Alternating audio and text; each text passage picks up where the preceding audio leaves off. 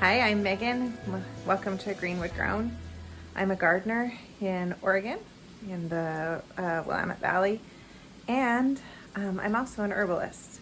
So I did a video on fire cider, and I thought, oh, why don't I make a video on some of the other tea-like drinks that I make in the winter. I made fire cider. I've also made my golden milk mixture that that a friend made for me and I fell in love with several years ago. I didn't make a video of that. This is what it looks like. Not much to look at, but it's the mixture is coconut oil with a lot of different spices, heavy on the turmeric. It's delicious. You can Google golden milk for some great recipes. You can also buy golden milk mixture and just mix it in with your own milk or milk alternative. I use oat milk. But today I thought that I would show you. I'm making something else that I love to drink in the winter that's really good for you, has a lot of health benefits, and is super simple. People in European countries evidently drink this a lot, but you can't go to a coffee shop here and order a lemon ginger. That's just not a thing. But when I was in New Zealand, my friend and I were out and she said, oh, would you like a lemon ginger? And I was like, well, yeah. And she was like, okay, and walked up to a coffee shop and ordered one for me. I was like, oh. So, but you know, here in the United States, I make my own lemon ginger concentrate, and then I add it to hot water to make a really warm, yummy drink, a tea in the winter. And this is how I make the concentrate. So I just have a bunch of ginger. So if you can hear some sizzling in the background, I'm making chili. I'm cooking down the onions right now. So I have a bunch of ginger. It's a little over a pound of ginger. I'm going to run it through my food processor, and then I will show you what I do with it. A little comment about my little tiny food processor, my little Cuisinart here. I've had it for 20 years. My best friend's parents gave it to my husband and I for our wedding, and I have killed at least 3 full-size food processors, and I use this one all the time, and it just keeps going and going and going. So I actually don't have a full-size one right now. I just have this little tiny one, and I use it all the time. Oops. Oh, so I've got the processed ginger in a pretty good size saucepan. I just want it to be wide. It could be smaller, but I want it to be wide and have it not be crowded. And then I'm using one of my skillets over here. I've got this Santa Cruz organic lemon juice, pure lemon juice. There's nothing else in there. You could juice lemons on this, but it would take a long time. So I'm good with using lemon juice like that, especially because it's not going to stay fresh lemon juice. This is a concentrate that's going to last me all winter. So the freshness from fresh squeezed lemon juice wouldn't carry through.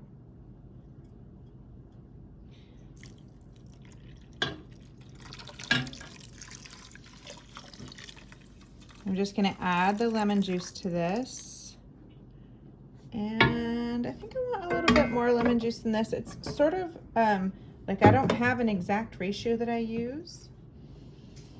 So that was a not a full 32 ounce jar that I put in there. And I just want a little bit more lemon juice than that. I've got another 16 ounce, and I'm going to add maybe about half of that. Yep. And that looks right. You want the ginger. Let me grab a spatula and move that around. See if you can see it a little bit better.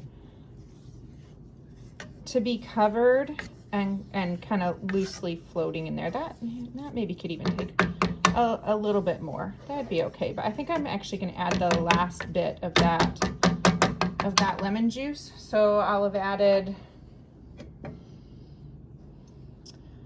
well, not a full 64 ounces, but maybe 60 ounces of lemon juice. that's more like what I want. Whoops, let me not use my chili spatula. Oh yeah, that's what I'm looking for, to cover, but it's pretty, like it's pretty thick in there. You know, it's not. So it's to cover the ginger. And then I'm going to light that and turn it all the way down. I'm gonna let it come to a simmer. You could heat it faster. This is just, I just can leave it here while I'm making dinner. And I'm just gonna steep it, and I don't want it to come to a boil, so I'm gonna watch it so it doesn't boil. And I'm just gonna sort of let it, not even simmer, I just want it to seep. So this is what you're looking for. It gets kind of, I don't know, foamy looking. I stirred it. I should have showed you before I stirred it, but it kind of, yeah, it just changes texture slightly. It's pretty subtle, but it gets kind of foamy looking. And this has been cooking for about 20 minutes. And to see if it's done, I'm just gonna test it. Make sure you don't have any ginger on your finger. But you should have a strong taste of ginger in your mouth when you lick your finger off like that, and I do. And that's ready. I'm gonna bring the juice with the ginger in over here and pour it through this fine mesh strainer. If you don't have a fine mesh strainer, or if you want it really, really well filtered, add some cheesecloth.